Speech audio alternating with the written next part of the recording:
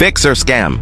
Ito ay panlilinlang kung saan ang isang tao, fixer, ay nag-aalok ng madaliang pagproseso ng dokumento tulad ng lisensya o permit kapalit ng bayad.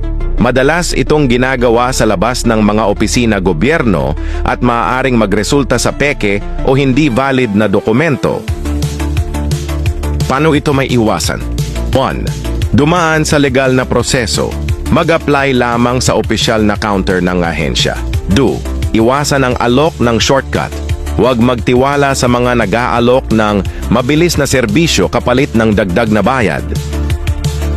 3. Alamin ang tamang bayarin. Mag-research muna ng opisyal na fees at proseso bago pumunta sa opisina. 4. I-report ang fixers. Ipagbigay alam sa mga autoridad kung makakita ng fixer sa paligid ng opisina.